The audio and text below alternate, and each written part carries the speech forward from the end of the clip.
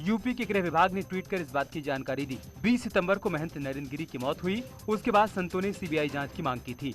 वहीं आज सीबीआई के 5 अधिकारियों की एक टीम प्रयागराज पहुंची और यहां नरेंद्र गिरी की मौत की जांच करेगी। संतों ने भी महंत नरेंद्र गिरी की मौत की सीबीआई जांच का स्वागत किया है। संघर्ष करने वाले व्यक्ति थे और वह कोई मनोबल किसी का टूटा हो तो उसका मनोबल बढ़ाने वाले थे, तो मुझे भी लगता है कि वो आत्महत्या नहीं कर सकते। तो यह बात मैंने पहले भी कही थी, ये बात मैं अभी भी कह रहा हूँ। लेकिन अब सीबीआई को जांच करने दें, सच को सामने आने दें। अब किसी का बयान लेने और बयान लेकर के जांच में किसी भी प्रकार का प्रभाव पड़े, ऐसी आवश्यकता नहीं है। और मैं आपके माध्यम से सभी अपने मीडिया के मित्रों से निवेदन करूंगा कि अब जांच होने दें और जो जांच के तथ्य सामने आएंगे, जो जांच एजेंसी है, जब वो मीडिया को उपलब्ध कराए, वह समाज को जरूर दिखाएं। लेकिन अभी अब जांच एजेंसी किसी भी प्रकार से किसी प्रभाव में आए बगैर अपने जांच के कार्य को अंजाम दे, ऐसी अपेक्षा करते हैं। आज लखनऊ में सीएम आवास पर बीजेपी कोर कमेटी की बैठक हुई और इस बैठक की अध्यक्षता सीएम योगी ने की। इस बैठक में चुनाव प्रभारी धर्मेंद्र प्रधान, सुनील बंसल, राधा मोहन सिंह, स्वतंत्र देव सिंह मौजूद थे। 2022 में होने वाले विधानसभा चुनाव को लेकर बीजेपी अपनी रणनीति को लगातार तेज गति दे रही है। आपको बता दें, चुनाव प्रभारी धर्मेंद्र प्रधान अपने 3 दिवसीय यूपी दौरे पर है, जहां कल से बीजेपी कार्यालय पर लगातार बैठकों का दौर चल रहा है।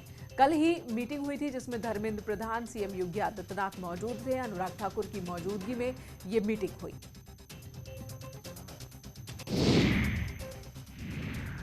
दो 2022 के विधानसभा चुनाव से पहले बीएसपी सुप्रीमो और यूपी की पूर्व सीएम मायावती ने बीजेपी सरकार पर हमले तेज कर दिए। मायावती ने प्रति व्यक्ति आय को लेकर डबल इंजन की सरकार पर निशाना साधा। बीएसपी सुप्रीमो मायावती ने कहा है कि डबल इंजन की सरकार सिर्फ हवाई दावे और जुमलेबाजी करती है। वहीं समाजवादी पार्टी के अध्यक्ष अखिलेश यादव ने भी प्रति व्यक्ति आय घटने को लेकर सरकार पर निशाना साधा। कुछ जगह के आंकड़े आए आरबीआई से कि प्रति व्यक्ति आय घट गई है। जब से उत्तर प्रदेश में भारतीय जनता पार्टी की सरकार आई है, प्रति व्यक्ति आय गिर गई है।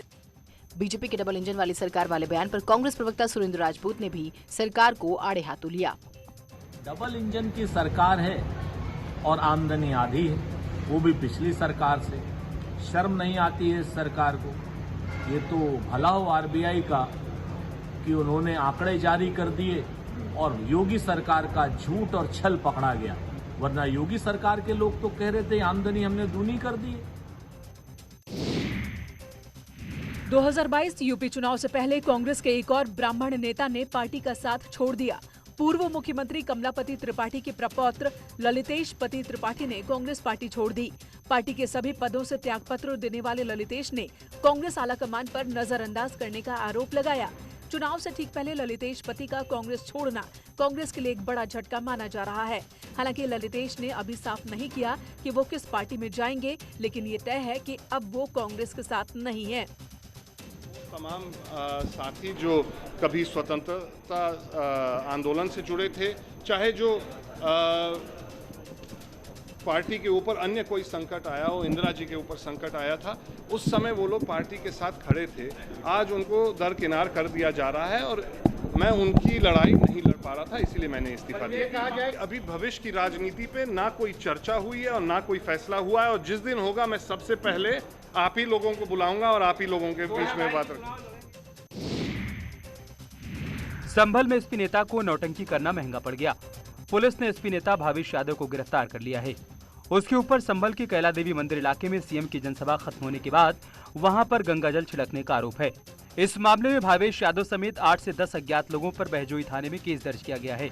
बता दें कि मंगलवार को कैला देवी मंदिर इलाके में सीएम योगी की जनसभा हुई थी, जिसके बाद समाजवादी योजन सभा के कुछ नेताओं ने वहां पर गंगाजल छिड़ककर उस जगह को शुद्ध करने की बात कही थी। इस वीडियो में 21 सितंबर को माननीय मुख्यमंत्री जी की सभा जो कैला देवी मंदिर के पास में हुए मैदान में हुई थी, उसमें पुलिस बल तथा वहां पर सामग्री के रवाना होने के पश्चात एक युवक जिसका नाम भावेश यादव है, ये उस स्थान पर पहुंचकर माननीय मुख्यमंत्री जी के लिए अभद्र भाषा का प्रयोग करते हुए कुछ धार्मिक कृत्य कर रहा है। इससे आसपास के गांवों में तथा क्षेत्र में रोष परिलक्षित हुआ। इस सबको ध्यान में रखते हुए इसको प्रिवेंटिव धाराओं के अंतर्गत अरेस्ट किया गया। गोरखपुर के गोरखनाथ मंदिर में महंत दिग्विजयनाथ की 52वीं पुण्यतिथि और महंत अवैधनाथ की 7वीं पुण्यतिथि का सप्ताह मनाया जा रहा है। आज दोनों गुरुओं की पुण्यतिथि पर आयोजित कार्यक्रम में सीएम योगी ने शिरकत की और रामगढ़ ताल किनारे बने पार्क में बनाई गई महंत दिग्विजयनाथ की प्रतिमा का अनावरण भी किया। इस मौके पर केंद्रीय शिक्षा मंत्री धर्मेंद्र प्रधान भी मौजूद थे।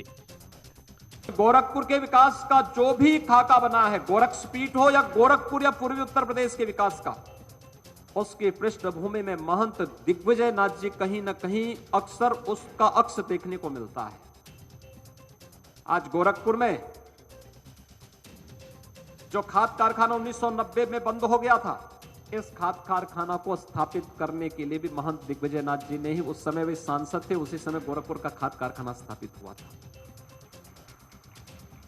और यही नहीं, बीआरडी मेडिकल कॉलेज की स्थापना हो या फिर गोरखपुर में एक समय मदन मोहन मालवीय इंजीनियरिंग कॉलेज, जो आज एक तकनीकी विश्वविद्यालय के रूप में अपनी सेवाएं दे रहा है, ये उस कालखंड की वे सेवाएं हैं जो गोरखपुर के एक जनप्रतिनिधि के रूप में उनके सार्थक प्रयास से गोरखपुर को इस प्रकार की अमूल्य चीजें उस कालखंड में प्राप्त हुई थी। इधर कांग्रेस नेता आचार्य प्रमोद कृष्णम ने राहुल गांधी को लेकर एक बड़ा बयान दिया। उन्होंने कहा कि राहुल गांधी दूल्हा है और जिस किसी बाराती को दूल्हा पसंद नहीं, वो अपना रास्ता नाप सकता है। साथ ही उन्होंने ये भी कहा कि कोई मंत्री हो या मुख्यमंत्री, जिस किसी को भी राहुल या कांग्रेस का नेतृत्व पसंद नहीं, वो इस्तीफा देकर बाहर जा सकता है। बड़ी बात कही है कांग्रेस नेता प्रमोद कृष्णम ने। अमीश देवगन, मैं साफ तौर से कहना चाहता हूं, बिना लाग लपेट के कहना चाहता हूं, पूरा देश सुन ले, राहुल गांधी हमारे दूल्हा हैं और इस दूल्हे की बारात में जिसे दूल्हा पसंद नहीं है वो अपना अपना रास्ता नापें। मंत्री हो या मुख्यमंत्री, जिसे राहुल गांधी और कांग्रेस हाईकमान का नेतृत्व पसंद नहीं है, गांधी फैमिली का नेतृत्व कबूल नहीं है, वो इस्तीफा देकर बाहर का रास्ता ले ले। तो कांग्रेस नेता आचार्य प्रमोद कृष्णम ने बड़ा बयान दिया। कहा राहुल गांधी परिवार के ऊपर अगर कोई व्यक्ति निष्ठा नहीं रखता है तो वो कांग्रेस छोड़ सकता है। उन्होंने कहा कि कांग्रेस पार्टी में रहने वाले को कांग्रेस नेतृत्व पर सवाल उठाने का अधिकार नहीं।